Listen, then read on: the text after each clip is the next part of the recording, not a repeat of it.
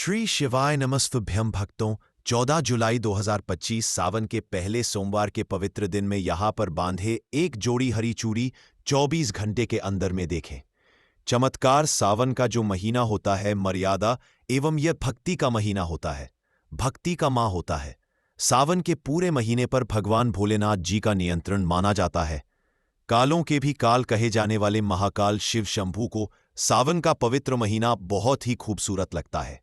इस समय सूखे पड़े बंजर, सूखे पड़े बाग खिलखिला उठते हैं। चारों ओर हरियाली ही हरियाली दिखाई होती है। सावन का महीना लड्डू गोपाल श्री कृष्ण जी को अति प्रिय है। अपने बाल गोपाल रूप में भगवान लड्डू गोपाल वृंदावन में सावन में स्नान अवश्य करने आते हैं। भगवान श्री कृष्ण जी सखियों के साथ मिलकर वर्षा आदि में स्नान करते हैं और नृत्य आदि करते हैं। दोस्तों, ऐसा माना जाता है कि सावन के पूरे महीने भर भगवान भोलेनाथ जी की पूजा पाठ करने से वह शीघ्र ही प्रसन्न होते हैं। सावन का पूरा महीना भगवान भोलेनाथ जी का प्रिय महीना है। इसकी अनेक पौराणिक कथाएं एवं धार्मिक मान्यताएं भी हैं। दोस्तों, जनसाधारण लोग किसी और महीने में संयम नियम का पालन करें या ना करें, लेकिन सावन के महीने में संयम एवं नियम का पालन जरूर करते हैं। सावन में जो लोग व्रत आदि करते हैं तो उन्हें पूरे महीने भर लहसुन, प्याज तथा किसी का झूठा भोजन भी नहीं करना चाहिए, क्योंकि इस समय व्रतधारी भगवान शिव की शरण में होता है। तो आप कोई भी ऐसा पाप ना करें जिससे भगवान शिव क्रोधित हो जाए। तो आज की जो वीडियो है बहुत ही सुंदर है, ज्ञानवर्धक जानकारी है।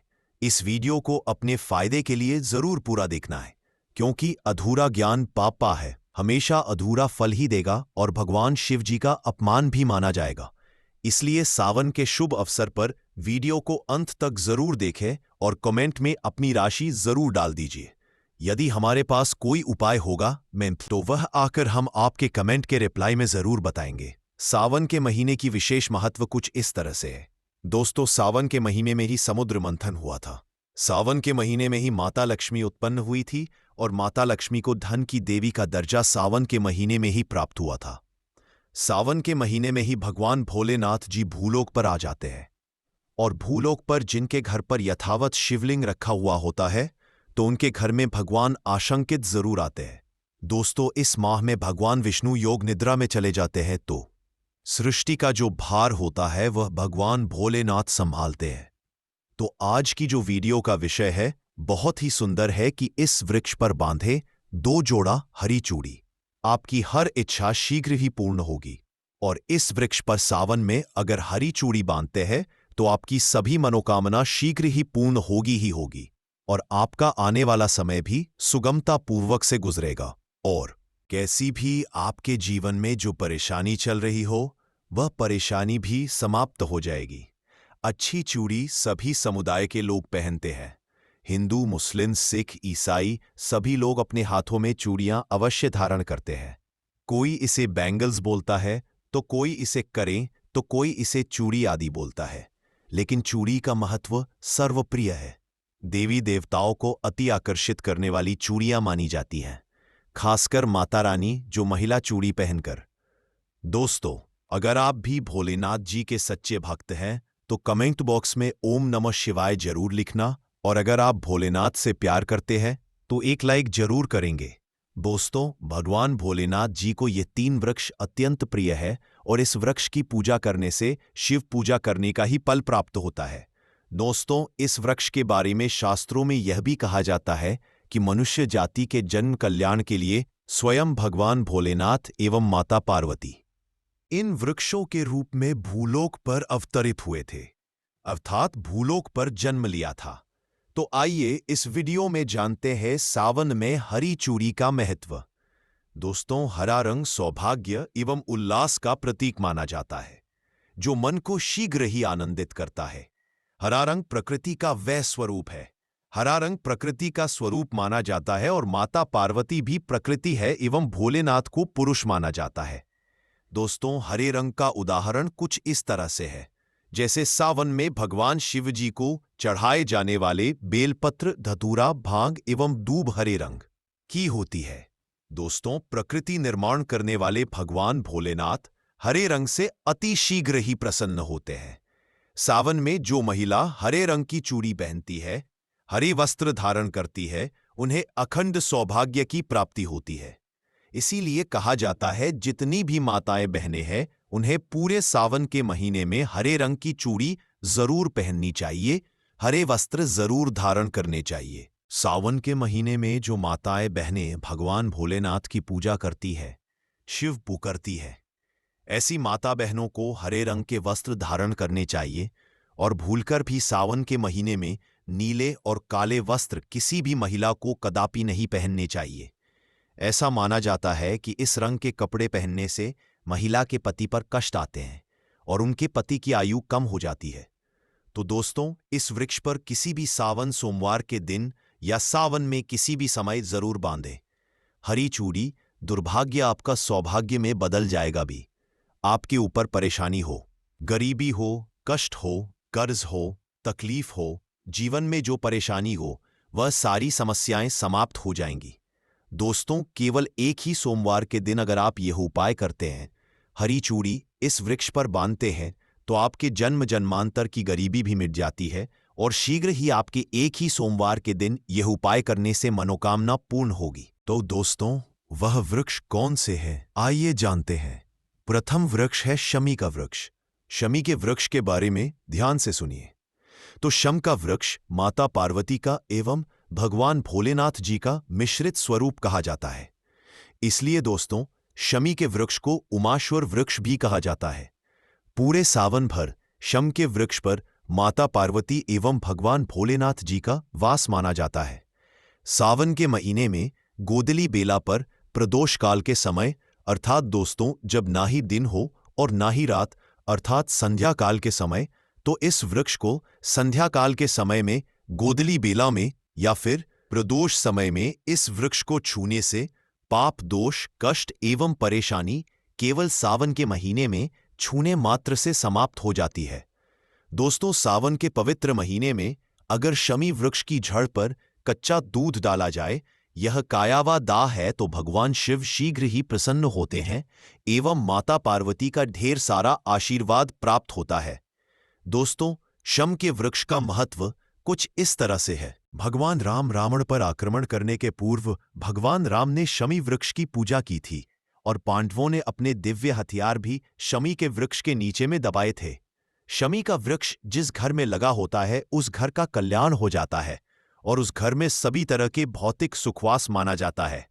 तो दोस्तों, सावन के किसी भी सोमवार के दिन शमी वृक्ष पर उमा महेश्वर का ध्यान करते हुए 2 जोड़ी हरी चूड़ी एवं हरे रंग का रिबन जरूर बांधना चाहिए, या फिर हरे कलर का जो भी आपको श्रृंगार आदि मिल जाए वह आपको जरूर बांधना चाहिए, जैसे कि हरे रंग की मेहंदी, हरे रंग की बिंदी आदि या हरी चूड़ियां जरूर बांधनी चाहिए।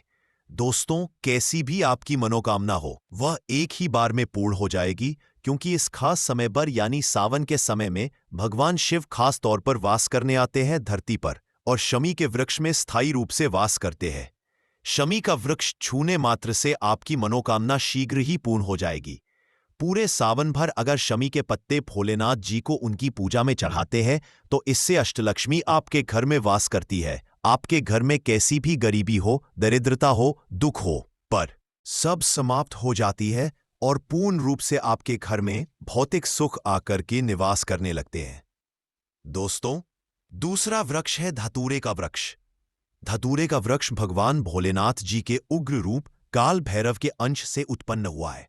ऐसी मान्यता है कि शिवलिंग पर धतूरे के पत्ते या पुष्प फल चढ़ने से राहु, केतु एवं शनि के कुप्रभाव समाप्त होते हैं। धतूरे के वृक्ष पर सावन के किसी भी सोमवार के दिन अगर 2 जोड़ी हरी चूड़ी बांधे तो शत्रुओं से छुटकारा मिलता है एवं शत्रुओं का सर्वनाश होता है। और दोस्तों, सावन सोमवार के दिन धतूरा का वृक्ष छूने मात्र से भगवान शिव आपके घर में दौड़े चले आएंगे।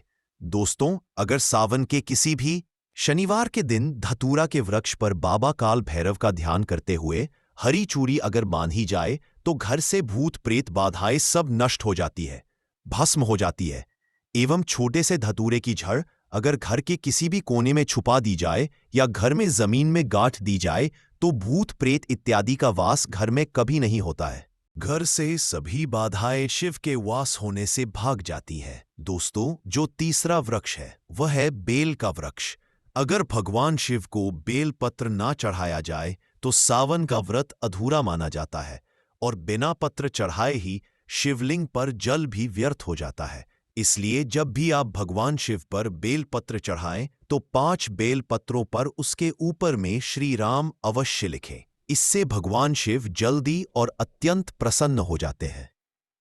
दोस्तों, सावन में बेल वृक्ष छूने से कई तीर्थों का लाभ मिलता है। सावन में इस वृक्ष को क्यों छूना जरूरी है, आइए जानते हैं बेल वृक्ष की महिमा को। बेल का वृक्ष मैं आप लोगों को कई बार कई कथा में बता चुका हूं कि यह जो बेल का वृक्ष है माता पार्वती के स्वरूप कहा गया है। तो यह वृक्ष माता पार्वती के पसीने से उत्पन्न हुआ है। स्कंद पुराण में बहुत ही स्पष्ट तरीके से बताया गया है। इसके पत्ते में शिव और डाली में पार्वती, छड़ में ब्रह्मा एवं तन में विष्णु जी स्वयं रहते हैं। संध्या काल में ऐसा माना जाता है कि शिव मंदिर के समीप में जो बेल के वृक्ष है, इसके नीचे में अगर कोई भी व्यक्ति सावन में शाम के समय, वैसे तो इसे डेली जलाना चाहिए, लेकिन अगर सावन के पावन दिनों में शाम के समय अगर भगवान शंकर जी का कोई भी शिव मंदिर है तो उसके किनारे में जो कोई बेल का वृक्ष हो, वहां पर बिल्कुल आप एक घी का दीपक जला दीजिए।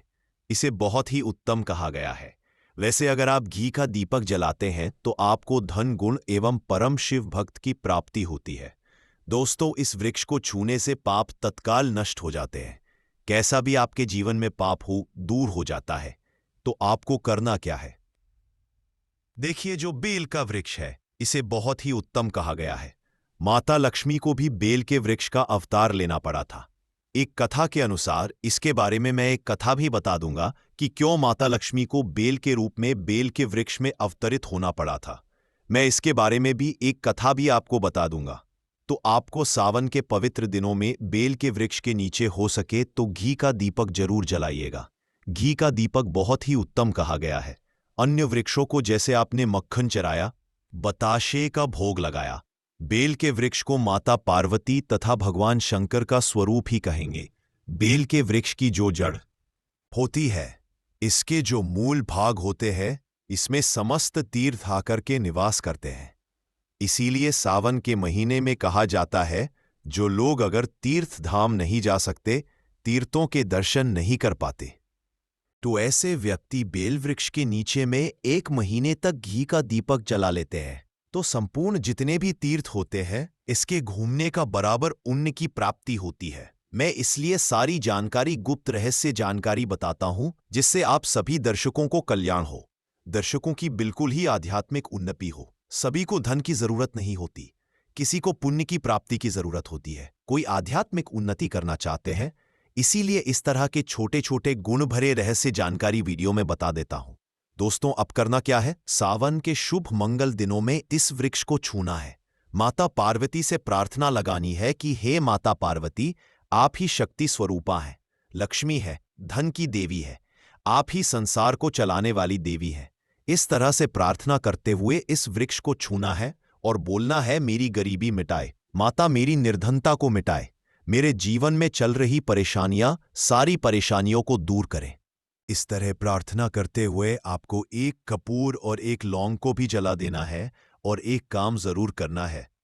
जलाने के बाद इस वृक्ष को आपको बोलना है कि मैं भोग स्वरूप आपको धतूरे के पत्ते एवं धतूरे के फल समर्पित कर रहा हूं, आप स्वीकार करें।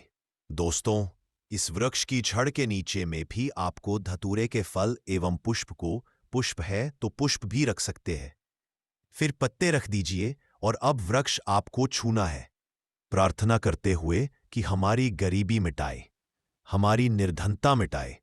बिल्कुल ही आपके जीवन में कभी गरीबी नहीं आएगी। और एक प्रार्थना जरूर करना है, किसी की हाय लग गई हो, बद्दुआ लग गई हो, किसी का दोष लगा हो, जिसके कारण हमारी आध्यात्मिक उन्नति नहीं हो पा रही हो, तो आप जो है हाय, बद्दुआ एवं किसी का दोष लगा हो, उसे तुरंत दूर करें। शनि, राहु, केतु का अगर दुष्ट प्रभाव लग रहा हो, नवग्रहों में से कोई नवग्रह हमें पीड़ित कर रहा हो, या फिर किसी भी हमारे पूर्वजों द्वारा किसी भी तरह का हमें पितृदोष लगा हो, क्योंकि पितृदोष लगने के कारण व्यक्ति की आत्मिक उन्नति भी नहीं हो पाती, तो आप बोलना कि समस्त तरह के दोषों को आप दूर करें, अपने अंदर में खींच लीजिए और अब हमें दोष मुक्त कर दीजिए। तो इस तरह से आपको यह प्रार्थना करनी है और एक काम आपको जरूर करना चाहिए। आपको सावन के समय धर्मशास्त्रों में कहा गया है, बहुत सारे लोग भी बताते हैं, हमारे गुरुजी भी कहा करते थे, सावन के दिन अगर बेल के वृक्ष की जड़ में मिश्रित युक्त मिश्री, जो मिश्री आती है खड़ी खड़ी, आप सभी दर्शकों को जरूर पता होगी, शक्कर टाइप की होती है, तो आपको मिश्री डाला हुआ दूध अगर आप इनकी जड़ में डालते हैं तो ऐसा कहा गया है कि ऐसा व्यक्ति कभी निर्धन नहीं होता।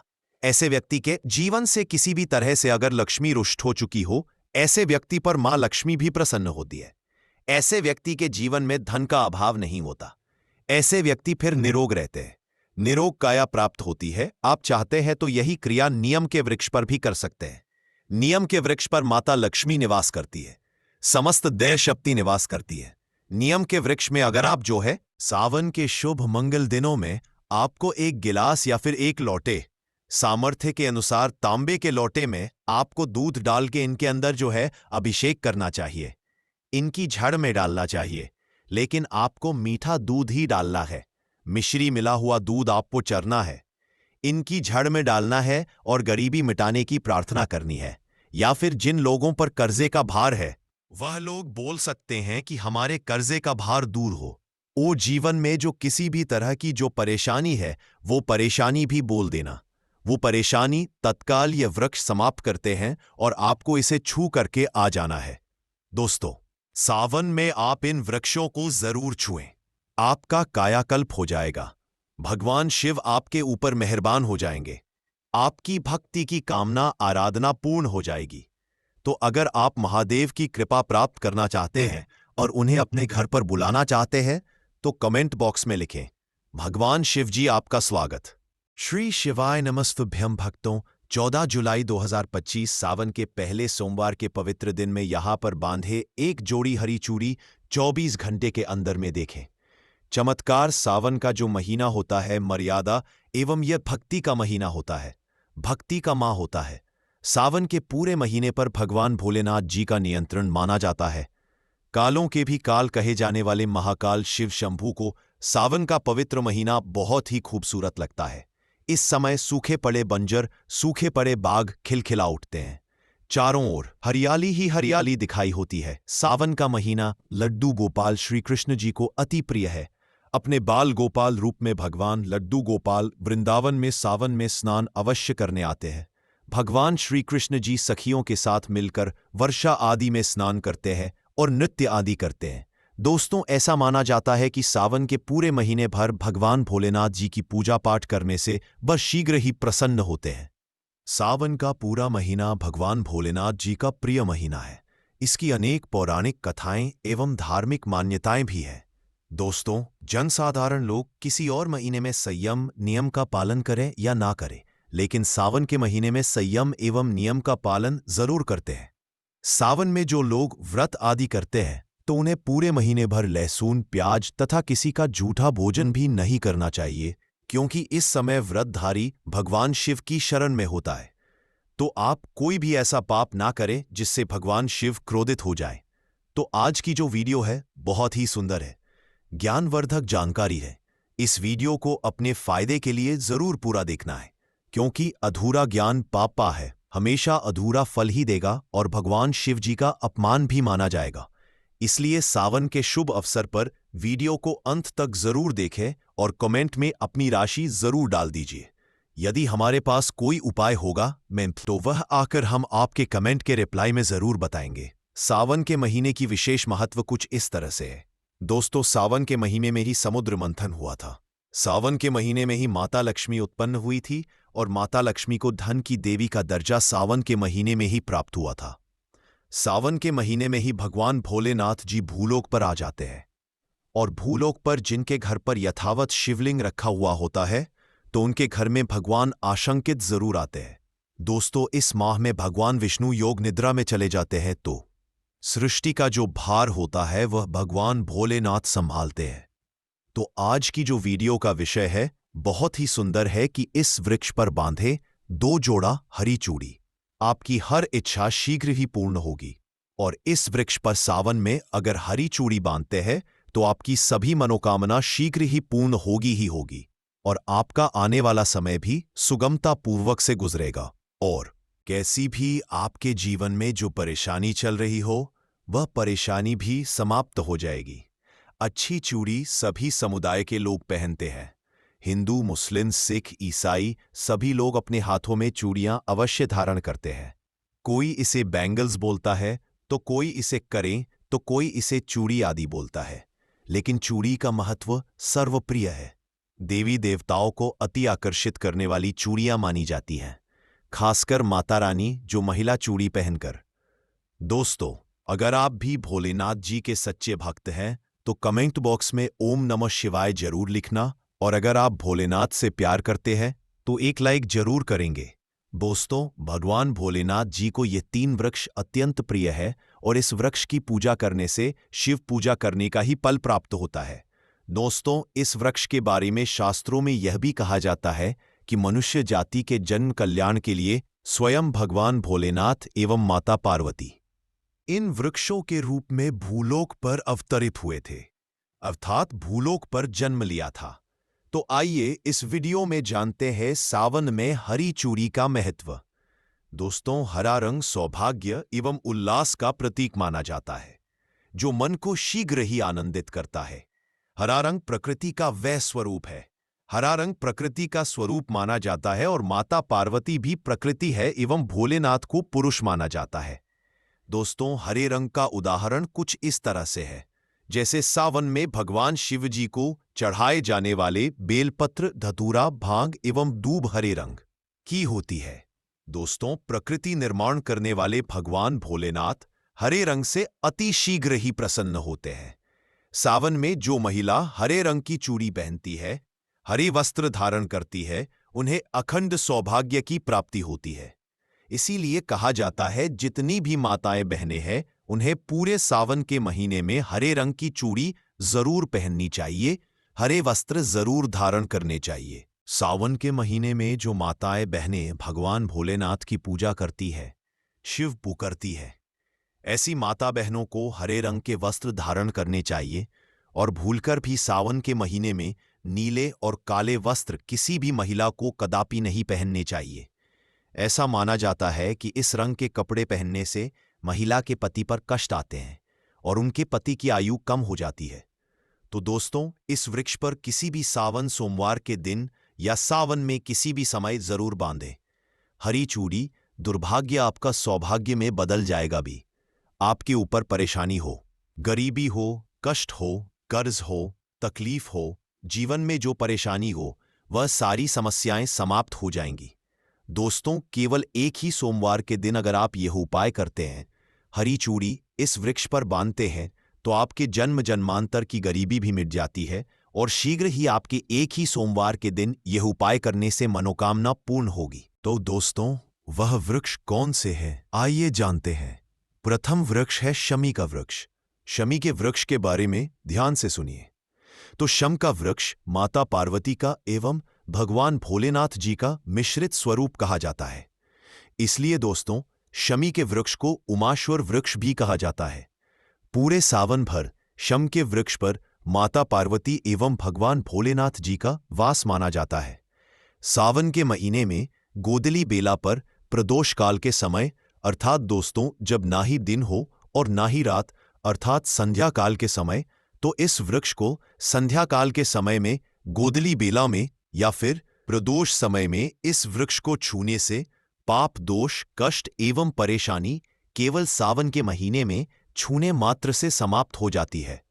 दोस्तों, सावन के पवित्र महीने में अगर शमी वृक्ष की जड़ पर कच्चा दूध डाला जाए, यह कायावा दाह है, तो भगवान शिव शीघ्र ही प्रसन्न होते हैं एवं माता पार्वती का ढेर सारा आशीर्वाद प्राप्त होता है। दोस्तों, शम के वृक्ष का महत्व कुछ इस तरह से है। भगवान राम रावण पर आक्रमण करने के पूर्व भगवान राम ने शमी वृक्ष की पूजा की थी और पांडवों ने अपने दिव्य हथियार भी शमी के वृक्ष के नीचे में दबाए थे। शमी का वृक्ष जिस घर में लगा होता है, उस घर का कल्याण हो जाता है और उस घर में सभी तरह के भौतिक सुखवास माना जाता है। तो दोस्तों, सावन के किसी भी सोमवार के दिन शमी वृक्ष पर महादेव, जय मां दुर्गे या फिर जय श्री गणेशाय नमः जरूर ही लिख दीजिए। अब आपको ऐसा क्या करना है, ध्यान से सुनते हुए चलिए दोस्तों। जितने भी पौधे हैं, वनस्पतियां हैं, ये सब भगवान शंकर जी के द्वारा ही उत्पन्न हुई हैं। दोस्तों, ये दूध घास है और ये हमारे भारतवर्ष में यत्र तत्र सर्वत्र हर जगह आसानी से देखने को मिल जाती है। ये जो दूध घास है, वो आप अपने घर के आसपास, चाहे आप किसी भी स्टेट में रहते हो, किसी भी राज्य में, किसी भी देश में या किसी भी गांव या शहर में रहते हो, आपको आसानी से कहीं भी देखने को मिल ही जाती है। दूध घास की एक खासियत है कि ये कम पानी में भी पनप जाती, यानी कि ये कम पानी में भी अपना जीवन यापन कर लेती है। और जिस जगह पर दूध घास लगी होती है, थोड़ी सी अगर आप लगा दें तो ये अपने आप ही पूरी तरीके से वहां पर फैल जाती है। आजकल तो लोग अपने घर की सुंदरता को बढ़ाने के लिए भी इसी घास का उपाय करते हैं, और वहीं कुछ लोग आर्टिफिशियल घास का भी उपाय करते हैं। लेकिन हम यही कहेंगे कि आप आर्टिफिशियल की तरफ नहीं, बल्कि नेचुरल घास को अपने घर के वातावरण में थोड़ा सा स्थान जरूर दें। ये आपके वातावरण को बिल्कुल ही सुखमय बना देता है। इसकी दैवीय शक्तियों का वास आपके घर में बढ़ता चला जाता है। इसके अलौकिक फायदे भी मैं आपको बताऊंगी, लेकिन सर्वप्रथम इसके आयुर्वेदिक उपाय आपको बताती हूं। इसके बाद मैं आपको इसके दैवीय चमत्कारी उपाय भी बताऊंगी। ये दोनों ही उपाय आपको जानना बेहद जरूरी है। इसके उपाय जानने के बाद आप जो है डॉक्टरी दवाइयों की तरह बिल्कुल भी नहीं भाग पाएंगे। आप अपने निजी जीवन में चल रही हर एक तरह की परेशानी, हर एक तरह के कष्ट इसी साधारण धूप से ठीक कर पाएंगे। बस इस वीडियो को पूरा अंत तक जरूर देखिएगा। आपने देखा भी होगा कि कई लोग जो साधक होते हैं, जो जंगल में रहते हैं, जो लोग अपनी साधना को संपन्न करते हैं, ऐसे लोग दूध घास का उपाय जरूर ही करते हैं। किस तरह से उपाय करते हैं? जैसे जो साधक लोग होते हैं, वो लंबे समय तक देवी देवताओं का अनुष्ठान करते ही रहते हैं, साधना कर रहे होते हैं। वो चाहते हैं कि उन्हें भूख ना लगे, लंबे समय तक उन्हें ना लगे और उन्हें खाने पीने की जरूरत ही ना पड़े। तो ऐसे व्यक्ति आज भी जो जंगल में रहते हैं, संत महात्मा लोग, ऐसे लोग दूध घास के रस का उपाय करते हैं। दूध घास का रस निकाल करके वो उसको पीते हैं, जिसकी वजह से 21 दिनों तक वे भूखे रह सकते हैं। आप 21 दिन तक बहुत ही आसानी से साधना को संपन्न कर सकते हैं। हमने एक गुरुजी से इसके बारे में चर्चा भी की थी, तो उन्होंने बताया कि ये शरीर की तासीर को ठंडा रखती है, ये हमारी बुद्धि को भी तीव्र कर काम करती है। दोस्तों, भगवान श्री गणेश की बुद्धि की तरह ही आपकी भी बुद्धि बढ़ जाएगी। इसका प्रतिदिन रसपान करने से मन भी शांत रहता है। जैसे मन में अगर कोई चिड़चिड़ापन है या गर्मी के कारण किसी कारणवश मन हमेशा शांत नहीं रहता है, नींद नहीं आती है, यहाँ तक कि आयुर्वेद में सांस और बीपी की बीमारी को ठीक करने में भी ये रामबाण तरीके से कार्य करता है। इसका 1 कप रस निकाल करके प्रतिदिन 1 महीने तक रस पीने से सांस और बीपी की बीमारी जड़ से ठीक आती है। और चलिए, अब मैं आप लोगों को इसके कुछ दिव्य उपाय बताती हूँ, लेकिन उससे पहले वीडियो को आप पूरा अंत तक जरूर देखिएगा। मेरी आप सभी से रिक्वेस्ट है, एक बार फिर से बोल रही हूँ, आधा बीच में छोड़कर जाने की गलती मत कीजिएगा, क्योंकि आधा अधूरा जो ज्ञान होता है वो खतरनाक ही साबित होता है। दोस्तों, अधूरा ज्ञान लटकती हुई तलवार के समान होता है, इसलिए जानकारी पूरा होना बहुत जरूरी है। और जानकारी के अभाव में आप सही निर्णय भी नहीं ले पाते हैं। और इस वीडियो के आखिर में मैं को एक ऐसा गुप्त उपाय बताऊंगी जो कि आपको धनवान बनाकर रख देगा और आपके जीवन के सारे कष्टों को हर लेगा। दोस्तों, इसके तांत्रिक चमत्कारी उपाय और धार्मिक उपाय इस तरह से है। इसे पीस करके, इसका तिलक लगाने से, अर्थात जड़ को पीस करके, यानी कि जो घास की जड़ होती है उसे पीस करके धूप घास को, सफेद धूप घास को आपको लेना है और इस जड़ को पीस करके रोजाना तिलक लगाने से बुद्धि को स्थिर रखता है, जय पर तेज बढ़ाता है और आप आकर्षक केंद्र बन जाते हैं। ये चेहरे में चमक को बढ़ाने का भी काम करता है। इसी गणेश जी या फिर माता दुर्गा को चढ़ा करके ध्यान लगाने से सुनिएगा ध्यान से इस चीज को। दोस्तों, ये बहुत ही गुप्त बात है, ये आपको बहुत ही काम आने वाला है। धनवान बन जाएंगे, आप जीवन के सारे कष्टों को दूर कर पाएंगे। दूध घास और हल्दी की एक माला बनाकर साल के पहले दिन आप अगर भगवान गणेश जी को समर्पित कर देते हैं तो साल आपके पास में धन आने के मार्ग खुलते चले जाते हैं। किसी भी तरह की कोई बाधा नहीं आती है। आप चाहें तो किसी भी हफ्ते के बुधवार के दिन भी आप यही चीज कर सकते हैं, या फिर आप चाहें तो हर बुधवार के दिन भी माला बना करके गणेश जी महाराज को अर्पित करें। सबसे जल्दी गणेश जी महाराज प्रसन्न होते हैं। देखिए, अगर आपके पास पैसा है लेकिन अगर बुद्धि ही नहीं है तो आया हुआ पैसा भी आपके पास से चला जाएगा। लेकिन अगर बुद्धि होगी, विवेक होगा तो आप उन पैसों को भी 4 गुना और बढ़ा पाएंगे। भगवान गणेश के आशीर्वाद से तो सबसे पहले आप उन्हें प्रसन्न जरूर करें। इसके अंदर साक्षात मां दुर्गा का स्वरूप भी होता है। साक्षात मां दुर्गा का स्वरूप कहाँ गया है? दूध घास को ये कोई साधारण घास नहीं है, इसकी जड़ में स्वयं मां गंगा बसती है। इसलिए दोस्तों, ये महापवित्र कही गई है। जिस स्थान में भी ये होती है उस स्थान को पवित्र कर देती है। घर में अगर है तो घर आंगन जो है वो बहुत ही सूरत बन जाता है, वातावरण सुखमय हो जाता है। देवी देवताओं की कृपा बरसती है। जहां ये घास होती है वहां भगवान गणेश और मां दुर्गा का वास जरूर होता है। इसके हर एक कण कण में भगवान गणेश बसते हैं। दोस्तों, आप इसे अपने पर्स में भी जरूर रखा कीजिए। ये आपके अतिरिक्त खर्चों को रोकने का भी काम करती है। इसे रवि पुष्य नक्षत्र में पीस करके गुप्त उपाय बता रही हूं। बहुत ध्यान से सुनिएगा, हमेशा काम आएगा। याद रखिएगा, इसे रवि पुष्य नक्षत्र, इसकी जड़ को पीस करके, इसका रंग निचोड़ करके अगर आप पीते हैं तो स्वतः ही ये शरीर को, जितनी भी आपके शरीर में जो दिव्य शक्तियां हैं उनको जागृत कर देती है, जिसे हम कुंडलिनी जागरण भी बोलते हैं। ये रवि पुष्य नक्षत्र में ही आपको करना होगा। दोस्तों, आप सर्च करके गूगल पर देख लीजिएगा कि कब ये नक्षत्र लगता है। ये जो जानकारी मैंने आप सभी को बताई है ना, ये 100% काम करती ही करती है। इस रस को पीने के बाद आपको सभी की जो भी शक्तियां हैं वो नजर आने लगती हैं, चाहे वो भूत प्रेत हो या फिर देवी देवता हो। हर तरह की जो शक्तियां हैं वो आपकी कुंडलिनी जागरण होने की वजह से, रसपान करने की वजह से आपको हासिल हो जाती है। एक और चमत्कारी उपाय मैं आपको बताती हूं। 21 दूध आपको लेनी है। 21 दूध के जो पत्ते होते हैं उन्हें आप लें, उसके साथ में 1 गांठ हल्दी, 1 रुपए का सिक्का और 5 इलायची लेनी है और 7 लौंग आपको लेनी है। और सभी चीजों को एक लाल रंग के कपड़े पर रखकर इसकी एक पोटली बना लें। इसके बाद इस पोटली को आप मां दुर्गा और भगवान गणेश के चरणों में एक रात्रि के लिए रहने दें और अगले दिन इस पोटली को उठाकर आप अपने व्यापार वाले स्थान पर या जहां पर भी आप अपने पैसे रुपए रखते हैं वहां पर ले जाकर आप इसे रख दें। आप चाहे तो हर बुधवार इसे बदल सकते हैं या फिर लगभग 1 साल तक इसे आप वहीं पर रहने दें।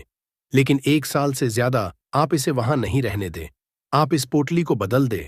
आप मानकर चलिएगा दोस्तों, ये इतनी सिद्ध पोटली होती है कि इसके उपाय मात्र से अगर आपने किसी स्थान पर इसे रख दिया तो खुद लक्ष्मी खींची हुई चली आती है और लक्ष्मी के साथ भगवान गणेश आपको मिलते हैं। उनका आशीर्वाद मिलता है, तब तो सोने पे सुहागा है। दोस्तों, नपुंसकता को मिटाने के लिए और संतान हासिल के लिए भी इसका उपाय होता है। नपुंसकता मिटाने के लिए डेली इसके रस को पीने से, आधा कप मात्रा में मिश्री मिलाकर इसका रस पीने से और दूध घास की जड़ को अपनी पत्नी के कमर में बंधवाने से आपको संतान की हासिल हो जाती है। यानी पुरुषों को दूध घास का रस मिश्री के साथ मिलाकर आधा कप रस पीना है और वहीं महिलाओं को दूध घास की जो 5 जड़ें लेनी है और उन्हें अपनी कमर में लगभग 1 महीने तक बांधकर रहना है। यकीन मानिए, आपकी संतान ठहर जाएगी। अर्थात ये जो गर्भपात होता है इसे रोकने का ये काम करती है। दोस्तों, ये भी कहा जाता है कि इसे में अगर 2 बार पी लिया जाए तो शरीर में कई तरह की जो बीमारियां होती हैं उनसे आप बच सकते हैं। 100 साल तक ये बुढ़ापा नहीं आने देती है। आयुर्वेद में इसे अमृत कहा गया है और इससे बढ़कर ये आयुर्वेद की दवा भी मानी गई है। आयुर्वेद में तो इसे अमृत बोला ही गया है क्योंकि इसके रस को पीने से शरीर का कायाकल्प हो जाता है। कायाकल्प का मतलब ये है कि शरीर में बुढ़ापे को दूर भगाने का ये काम करता है। आपने प्राचीन समय में लोगों को कहा होगा कि 100 वर्ष तक भी वे जीते थे और 100 वर्ष तक उन्हें उनकी उम्र का पता ही नहीं चलता था। वे हर अपने कार्य को खुद ब खुद कर पाते थे। अर्थात ये शरीर को यंग रखने का भी काम करता है, बुढ़ापे को रोकने का काम करता है। दोस्तों, दूध घास कोई साधारण घास नहीं होती है। ये चमत्कारी शक्तियों से भरी हुई होती है। भगवान भोलेनाथ ने ऐसा वरदान इसे दिया हुआ है कि जो भी व्यक्ति सच्चे हृदय से धूप घास की 7 गांठों से बनी हुई माला को भगवान गणेश को पहनाने से अपने भक्त केवल सभी तरह के कष्टों को हर लेते हैं और उनको 7 पीढ़ियों तक यानी 7 पुश्तों तक कभी भी गरीबी का मुंह नहीं देखना पड़ता। तो मुझे उम्मीद है कि आज के बाद आप इस साधारण सी घास को ऐसे ही नहीं फेंक देंगे। इसके अनगिनत फायदे अगर आप समझ चुके हैं तो इन उपायों को दूसरों तक जरूर पहुंचाएं। यानी कि इस वीडियो को ज्यादा से ज्यादा शेयर जरूर कीजिए। दोस्तों, आप सभी ने देखा होगा कि हमारे भारत देश में हर एक व्यक्ति जो है पीपल की पूजा जरूर करता है। आखिर पीपल की पूजा क्यों करनी चाहिए? तो आपकी जानकारी के लिए बता दूं कि ये एक देव वृक्ष होता है। वट सावित्री का जो व्रत होता है उसमें जितनी भी हमारी माताएं बहनें हैं वो पीपल वृक्ष की ही पूजा करती है, क्योंकि पीपल वृक्ष के अंदर, इस पेड़ पौधे के अंदर वनस्पति के साथ साथ ही अलौकिक शक्तियों का भी वास होता है, जिनके दम पर इनकी पूजा करने मात्र से ही बहुत ही अच्छे परिणाम आपको मिलते हैं। दोस्तों, तो यही कहना है कि महंगे रत्न पहनने की बजाय अगर आप इन पेड़ पौधों की जड़ों को धारण कर लेते हैं तो इससे आपके जीवन में बहुत ही अच्छा पॉजिटिव रिजल्ट देखने को मिलता है। मेरे पिछले कई सारे वीडियोस में जब भी मैंने जड़ों के बारे में बात की है, आपने उन्हें धारण किया है और बहुत ही अप्रिशिएट भी किया है, यानी कि आपको उसके सकारात्मक परिणाम भी मिले हैं। तो एक बार फिर से 1 जनवरी के दिन में आप सभी से रिक्वेस्ट करती हूं कि इन पौधों की जड़ों को आप जरूर धारण कीजिएगा। तो सबसे जो जड़ है वो है सदाबहार के पौधे की जड़। जी हाँ दोस्तों, कहीं से भी आप इसे लेकर इस दिन जरूर आइएगा। दोस्तों, सदाबहार का जो पौधा होता है वो एक ऐसा पौधा होता है जिसके अंदर मां लक्ष्मी जी के 8 स्वरूप ही वास करते हैं। अब आपको क्या करना है, बहुत ध्यान से सुनिएगा। इन ताबीजों को कैसे धारण करना है वो भी बताऊंगी। देखिए, नए साल के पहले दिन कहीं से भी आप एक सदाबहार के पौधे की जड़ को लेकर आ जाइए।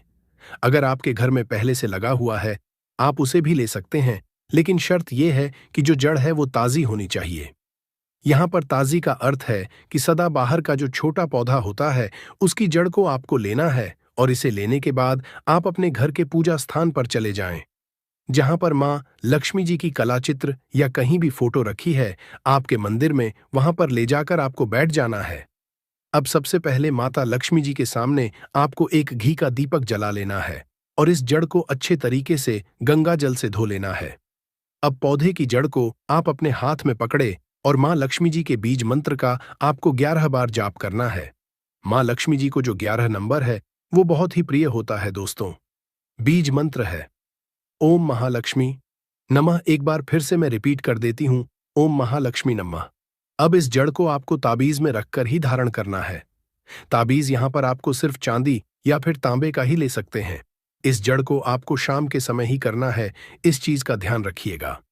तो अगर आप चाहते हैं कि महालक्ष्मी जी की कृपा और आशीर्वाद आपके ऊपर पूरी तरीके से पूरे साल बना रहे तो कमेंट बॉक्स में एक बार जय मां लक्ष्मी जरूर लिखिएगा। साथ ही साथ कमेंट बॉक्स में अपनी राशि जरूर लिखिएगा, ताकि 1 जनवरी के दिन राशि अनुरूप जो कोई अलग से उपाय बनता पड़ेगा तो वो मैं आपको कमेंट बॉक्स में ही बता दूंगी।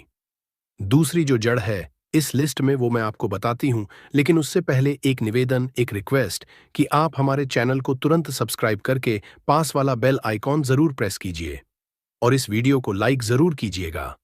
आपका बहुत बहुत आभार होगा।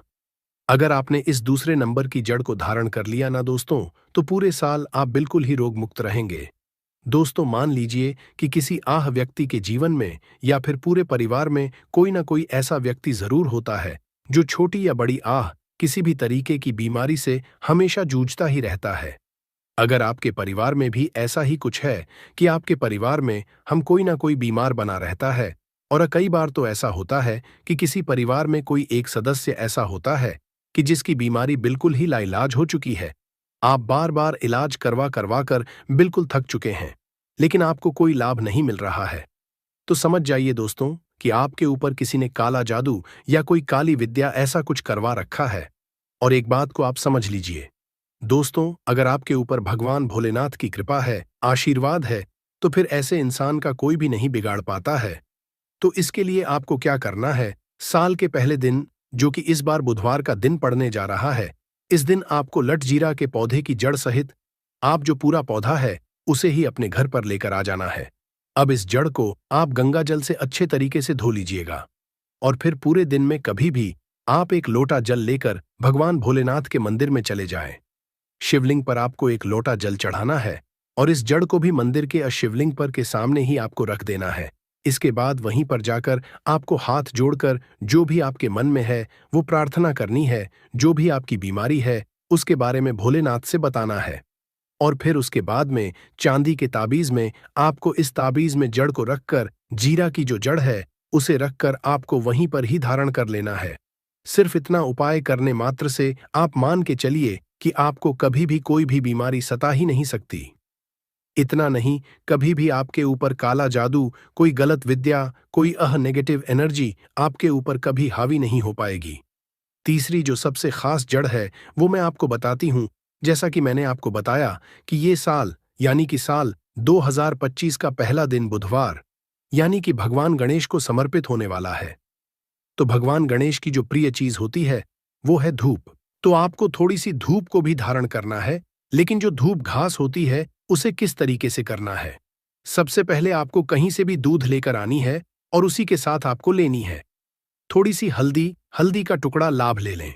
इसके बाद आप किसी भी गणेश जी के मंदिर में जाएं और दूध और जो हल्दी है उसे चढ़ा दें। हो सके तो आप दूध और हल्दी की माला बनाकर भी चढ़ा सकते हैं गणेश भगवान को। और अगर आप माला नहीं बना सकते तो ऐसी स्थिति में थोड़ी सी दूध और थोड़ी सी हल्दी ले जाकर के भगवान गणेश को समर्पित करें और उसके बाद उसी दीप को, दूध को आपको धारण कर लेना है। तांबे या फिर चांदी, दोनों किसी भी एक धातु में ताबीज के अंदर बनाकर आप इसे धारण कर लीजिए। पूरे साल आपके ऊपर भगवान गणेश की कृपा बनी रहेगी। और ऐसा इसलिए कह रही हूं दोस्तों कि अगर आपके पास बुद्धि है तो फिर पैसा आएगा, और पैसा है बुद्धि नहीं है तो फिर वो पैसा आपके हाथ से टोटली निकल जाएगा। इसलिए बुद्धि होना बहुत ही ज्यादा आवश्यक है। सही निर्णय की क्षमता होना, सही समय पर सही निर्णय लेना आना बहुत जरूरी है। तभी आप सही फैसले लेंगे और आपके अनुसार यानी कि जो आपके हक में फैसले होंगे वो आप ले पाएंगे। चौथी सबसे खास जड़ जो हर एक घर में पहले से ही मौजूद